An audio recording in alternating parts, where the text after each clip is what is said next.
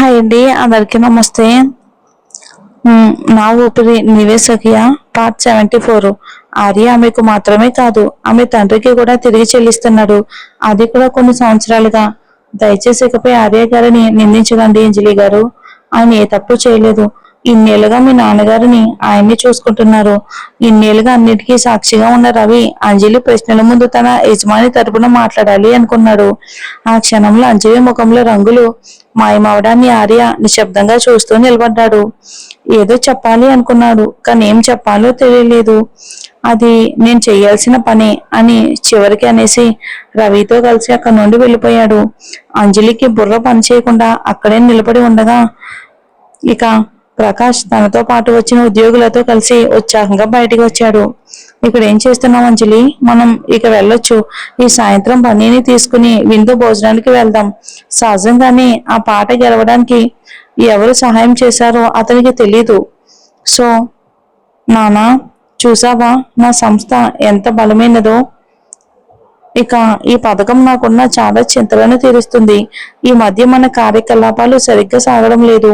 ఈ పథకం నన్ను కాపాడుతుందని ఎదురు చూస్తున్నాను.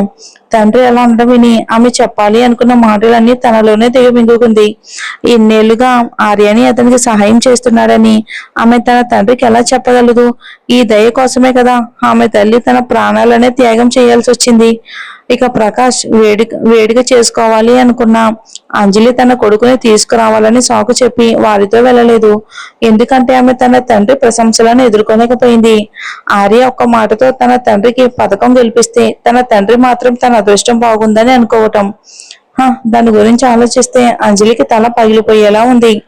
ఇక సాయంత్రం ఇంట్లో ఉండడానికి బద్దకించి ఆమె బన్నీ బయట భోజనం చేశారు.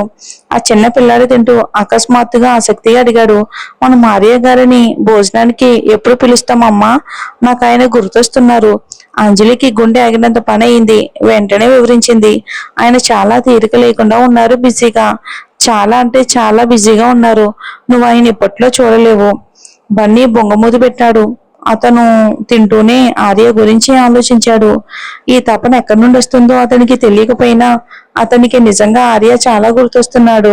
బహుశా ఈ రోజు తన స్నేహితుల్లో చాలా మందిని వాళ్ళ నాన్నలు వచ్చి తీసుకువెళ్ళటం వల్ల కావచ్చు. భోజనం తర్వాత ఇంటికి వెళ్లే దారిలో అంజలి తను తెలుసుకున్న దాని గురించి ఆందోళన చెందింది. ఆర్య సహాయం చేస్తున్న విషయం తన తండ్రికి చెప్పాలా లేక అతన్ని ఏమీ తెలియకుండానే ఉండనివ్వాలా అని ఆమె తేల్చుకోలేకపోయింది. ఇంటికి వచ్చిన కొద్దిసేపటికే ఆమెకు ప్రకాష్ నుండి కాల్ వచ్చింది. ఆమె ఫోన్ తీసి మాట్లాడింది. హలో నాన్న, మీరందరూ ఇంకా వేడిక చేసుకుంటున్నారా? నేను చాలా విచారంగా ఉన్నాను. అంజలి, సుభద్ర ఇప్పుడే చెప్పింది. అనూషకి ముందస్తు చెల్లింపు కట్టడానికి ఇంట్లో నుంచి 20 లక్షలు తీసుకుందంట. ఇంట్లో ఉన్న నగదంతా అదే. అతను తన ఆందోళనను ఆమెతో పంచుకోవటం చాలా అరుదు, కానీ ఆ క్షణంలో అతనికి చెప్పుకోవడానికి మరెవరూ లేరు. వెంటనే అంజలి గుండెల్లో నొప్పిగా అనిపించింది. ఆమె తండ్రి ఇప్పుడే ఆమె కోసం ఒక ఫ్లాట్ పై 80 లక్షలు ఖర్చు పెట్టాడు.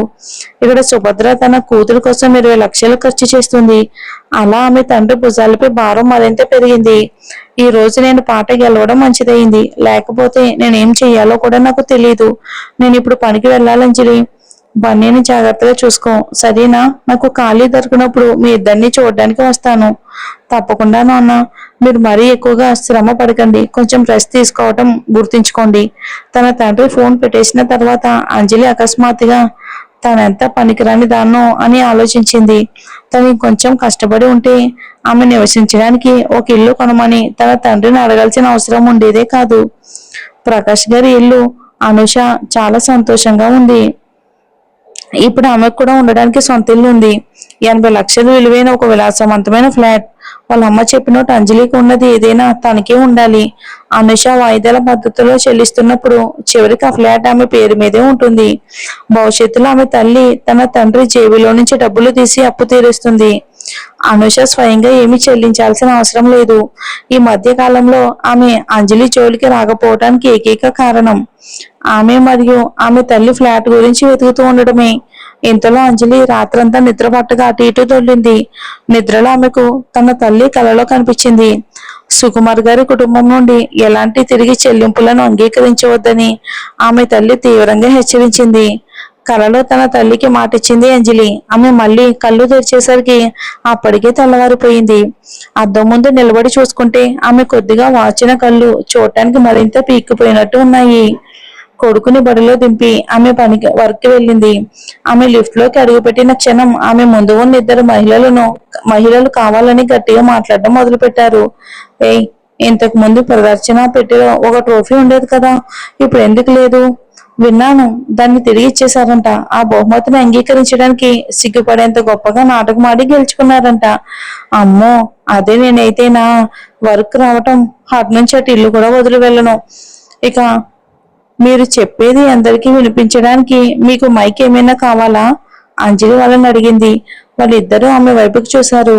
అంజలి గారు, మేము ఎవరి గురించి మాట్లాడుతున్నామో చెప్పలేదు కదా, అది మీరే అని ఒప్పుకుంటున్నారా? మేము వేరే వాళ్ళ గురించి మాట్లాడుకుంటున్నాం. ఇప్పుడు మమ్మల్ని అపార్థం చేసుకోకండి అంజలి గారు. సరిగ్గా అదే క్షణంలో లిఫ్ట్ డిజైన్ విభాగం అంతస్తులో ఆగింది. అంజలి లిఫ్ట్ లో నుంచి బయటకు అడుగు పెట్టబోతూ ఉండగా ఆ మహిళలో ఒకరు హఠాత్తుగా కాల్ అడ్డుపడి ఆమెను దాదాపు కింద పడేసింది. ఆమె వెనక్కి తిరిగి ఆ మహిళ వైపుకు కోపంగా కళ్ళెరి చేసింది. క్షమించండి అంజలి గారు అని ఆ మహిళ కావాలని చేసినప్పటికీ నటిస్తూ క్షమాపణ చెప్పింది. ఒకసారి విసురుగా గాలి వదిలి అంజలి తన ఆఫీస్కి వెళ్ళింది. రాధిక అప్పటికే ఆమె ఆఫీస్ ని శుభ్రం చేసి ఒక కప్పు కాఫీ కూడా పెట్టి ఉంచింది. ఉదయం 10 గంటలకు రాజ్యలక్ష్మి విభాగం సమావేశం ఏర్పాటు చేసింది. కాస్త నీరసంగా ఉన్న అంజలి తన సీట్లో కూర్చుని పెన్నుతో ఆడుకుంది. గోలగోలగా ఉన్న మీటింగ్ గది హఠాత్తుగా సూది కింద పడిన శబ్దం వినిపించేంత నిశ్శబ్దంగా మారిపోయింది. ఆమె పైకెత్తి చూడగా పొడవైన అందమైన ఆర్య మీటింగ్ గది ద్వారం నుండి లోపలికి రావడం కనిపించింది. అతను చాలా రోజులుగా మీటింగ్ కి రాలేదు. ఇప్పుడు ఎందుకు వచ్చాడో అర్థం కావట్లేదు. అయినప్పటికీ అతనిపై శ్రద్ధ చూపడానికి ఇష్టపడక ఆమె మళ్ళీ తలదించుకుంది. అతను ఒక కుర్చీ లాక్కుని అంజలి పక్కన కూర్చోగానే రాజ్యలక్ష్మి గౌరవంగా శుభోదయం ఆర్య గారు అని పలకరించింది. మొదలు పెట్టండి అని అన్నాడు. ఆర్య తన పక్కన ఉన్న మహిళ వైపుకు చూస్తూ నెమ్మదిగా. అంజలి చాలా ఆలోచనలో ఉన్నట్టు కనిపించింది. అప్పుడు రాజ్యలక్ష్మి హఠాత్తుగా అంజలి పేరు పిలిచింది. అంజలి ఆలోచనల వలన స్పందించలేదు.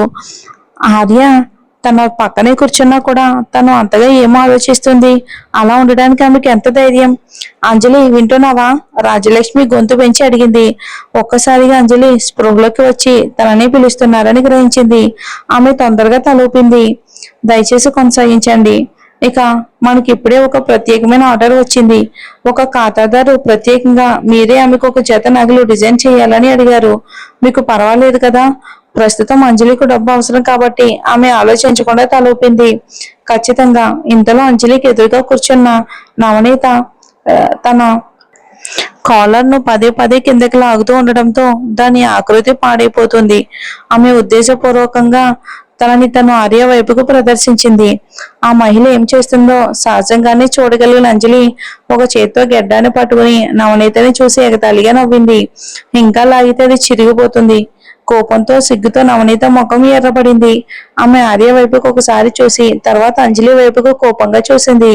రాజ్యలక్ష్మి కూడా ఇబ్బందిగా మెల్లగా తగ్గింది. మర్యాదగా ప్రవర్తించండి. నవనీత చేస్తుంది కేవలం ఆర్య కోసమే కాబట్టి అంజలి తనను ఇంత ప్రత్యక్షంగా బయట పెడుతుందని ఆమె ఊహించలేదు. మీరు ఇంకేమైనా చెప్పాలి అనుకుంటున్నారా? రాజ్యలక్ష్మి ఇప్పుడు ఆర్య వైపుకు చూసింది. అంజలి, నువ్వుండు, మిగిలిన వాళ్ళందరూ వెళ్ళండి అని ఆర్య నెమ్మదిగా ఆదేశించాడు.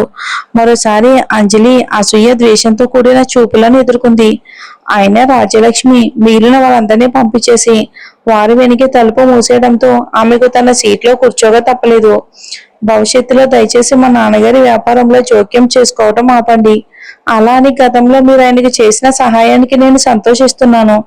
ఆమె నిజాయితీగా ఆర్య వైపుకు చూసింది. ఏదేమైనా ఆమె అతనికి థ్యాంక్ యూ చెప్పాలి. నేను చేయాల్సింది మాత్రమే చేశాను అంజలి. నువ్వు అపరాధ భావంతో ఉండాల్సిన అవసరం లేదు. అతను ఆమె వైపుకు లోతుగా చూశాడు. లేదు, మా నాన్నగారు మీకు రుణపడి ఉన్నారు. ఇక నుండి ఆయన తరపున నేను మీకు తిరిగి చెల్లిస్తాను. ఈ విషయం తన తండ్రికి తెలియటం ఆమెకు ఇంకా ఇష్టం లేదు కాబట్టి ఆయన తరపున తానే ఆర్య పెట్టిన డబ్బంతా తిరిగి చెల్లించాలని కోరుకుంటుంది మన అంజలి. మరి చూద్దాం ఏం జరుగుతుందో.